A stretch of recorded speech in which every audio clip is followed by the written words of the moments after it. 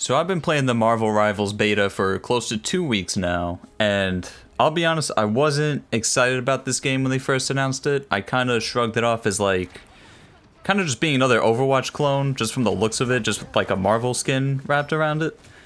But for my Twitch viewers watching this, you guys already know, but for those that don't, I'm a huge Venom fan. He's pretty much one of my favorite comic book characters since I was a kid. So that's kind of all it took, was for them to announce him being playable, and I immediately signed up for access to see if I could get a key. And luckily I did. I got into the PC beta. I've been playing it pretty much daily to get this skin that you're seeing on screen. It's the blue Venom skin. They call it Cyan Clash, but it's the Marvel vs. Capcom skin. I mean, we pretty much all know that at this point. But it's cool that they put it in. It's one of the 2 unlocks, I think, that carries over into the main game. So it's worth going for. I think the process was a little weird for it, but I'm going to get into that later. I've been enjoying my time with this game more than I thought I would, considering I've been fatigued on hero shooters just kind of as a whole.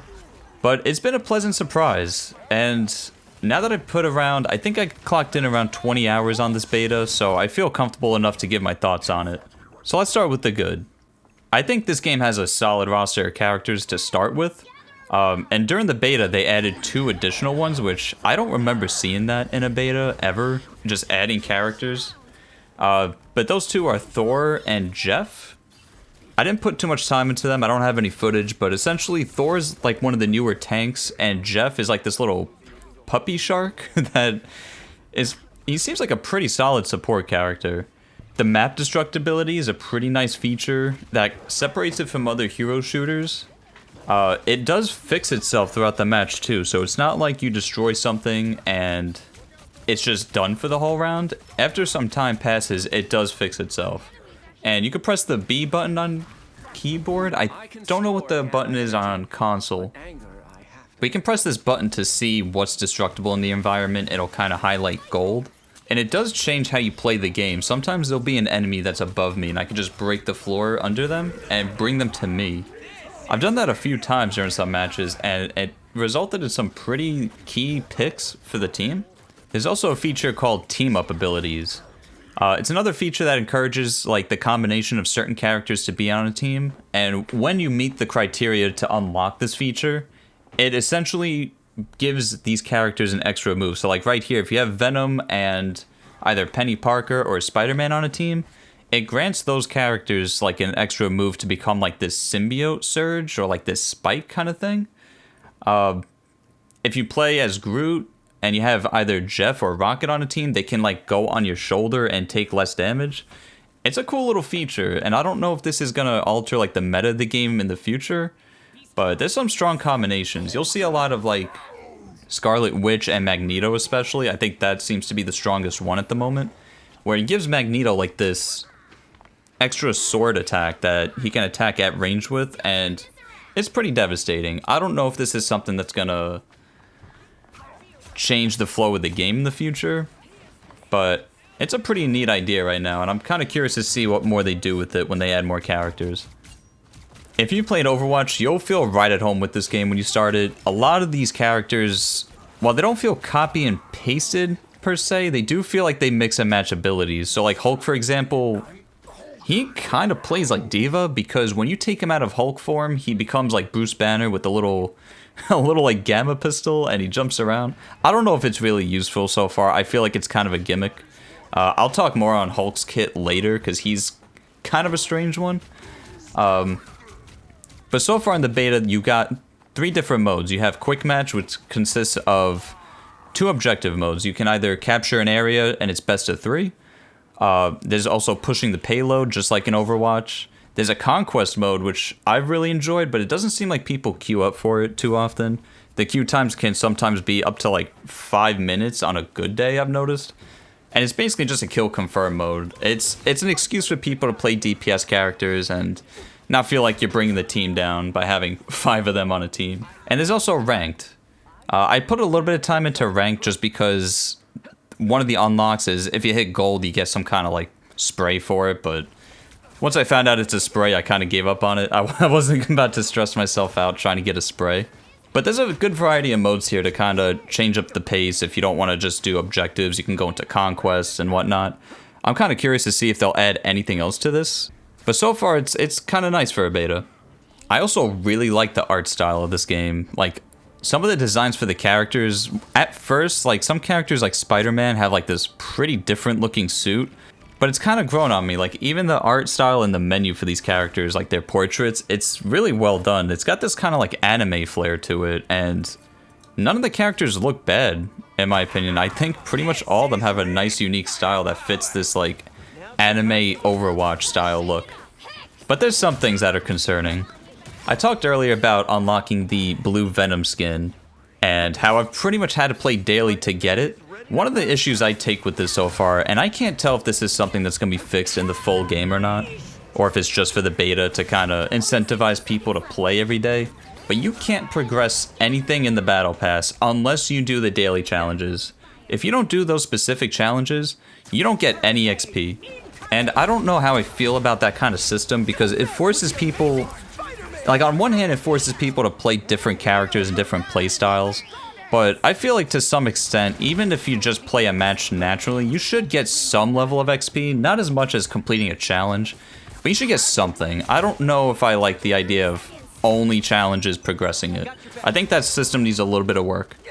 And some mechanics also feel a little janky. Like, Venom is pretty much the one I put the most time into, and his web swing, I want to say about 70% of the time, it kind of puts you in a bad spot. It doesn't feel as good as Spider-Man's for whatever reason. It just kind of flings him in all these random directions. Typically, it'll put me in like a corner of a building, or like right in the middle of an enemy team, and I just kind of get melted at times over it. And I also think Hulk's kit, I mentioned this earlier, but he is the one character that I've played that he doesn't feel like how you would expect him to feel. He doesn't have much range, which is fine. He should be like a melee brawler, but he's got this one move in particular that I'll show it on screen here in slow-mo so you can see what I mean, but he kind of has this like stun ability that involves spitting at an enemy, and you can't even capitalize on it because once they're stunned, they don't take damage. It's a strange move. I feel like Hulk, he kind of needs a little bit of love by full release. He needs a little bit more strength, I think. And that move should be maybe replaced with something like a ground pound that shocks them. I don't know, something that feels a little more Hulk than, you know, spitting in their direction. And as far as balancing, every character feels really powerful in this game. I think the one that kind of stands out to me that feels a bit too strong, and this is just my personal experience, I don't know if everyone feels the same about this, but Scarlet Witch in general, this character doesn't even have to aim. She essentially has the damage beam that Moira has in Overwatch, but I swear it feels like she snipes me with this thing, and she can pretty much cheat death twice with this like invisible teleport move. I don't know, she's like a mosquito in these games when I play. She's the one character that feels a bit too much at times. But other than that, I think the roster feels pretty balanced overall. Everyone feels strong. Even the support characters feel like they could be damage dealers. Like, I play as Rocket Raccoon. He's my favorite support character. He's like a hybrid of like a support and a DPS. I've melted enemy tanks just with his basic attack. So it doesn't feel like, even if you get locked into playing support, that you're not going to be able to do damage to the enemy team. It feels like you could do both playstyles, and it's kind of nice. Another note I want to say though, and I'm sure this might be fixed by the full release, I would hope, but the optimization for this game, at times this game runs very smoothly, and then other times I'll go into another match and it feels like I'm playing a slideshow. It's constantly stuttering. I think I've only experienced one crash, so it's not bad overall, but the performance doesn't seem very consistent. I'm not sure what it is. I have a i7 13700K with a 4070, just to give you like an idea of what my rig is like, and I feel like it should be able to handle this game at medium settings without running into these hiccups. But it is a beta, so I don't want to be too rough on it, but it is just weird how one game it's fine and the next, on the same map, same mode, doesn't perform the same. It's kind of weird. And sometimes it makes the game a little tough to play when you got these like stutters all over the place. Another thing I noticed, and this didn't even catch my attention until others brought it up, on the main hero selection screen, there is this unowned button at the top. I pray that the developers aren't looking to monetize the heroes. I feel like in a game like this, even though it's free to play, there's a lot of potential to make money on the cosmetics. I mean, these are Marvel characters with a lot of history behind them. People are gonna have outfits that they're gonna want to buy. I don't think heroes should be the way to go with monetizing, because sometimes, and even oftentimes I'd say, that's kind of essential to winning a match in a game like this. And if you don't have certain characters because you didn't buy them, well then the whole match is pretty much lost. And I don't know if that's what they're alluding to with this unowned button, but I feel like you really should keep monetization just as skins and maybe like a premium battle pass tier. Not with buying heroes. I really hope they're not considering doing this. But we'll see by the time it fully releases. So that's pretty much it. I feel like the negatives I have with this game is more nitpicking. As a whole, for a beta, it kind of feels like I was playing a full game. It doesn't feel like an unfinished product for the most part compared to other games I've played. I mean, I've played full games that feel worse than this beta. You know, like this seems like it's almost ready for release from what I could tell. I don't know if this game's going to take the world by storm necessarily, but when I was playing it, this does give me like the fun, like that feeling of fun I had during the early Overwatch 1 days. And I feel like if it plays its cards right, it really has the staying power for the next few years. But the two key points I mentioned, I feel like the developers really need to focus on to not kill momentum on this game. And that's, don't charge for the heroes, keep monetization just at cosmetics. Another thing, don't overbalance the game to the point it becomes unfun to play. I feel like every character, with the exception of maybe one or two, and even then that's kind of just nitpicking, just keep it the way it is. Don't be quick to nerf things immediately, because then it's going to make some characters feel like they're obsolete, and you're just going to see the same heroes over and over. I feel like if the devs handle these two areas of the game correctly, right off the bat especially, I feel like it's going to have a healthy player base for a pretty long time. I mean, if Overwatch has lasted this long, I'm sure Marvel Overwatch especially can do the same. And this game has a lot of potential in the future, especially for additional characters. I mean, like I mentioned earlier, you have two characters they added, which is Thor and Jeff the Shark, of all characters.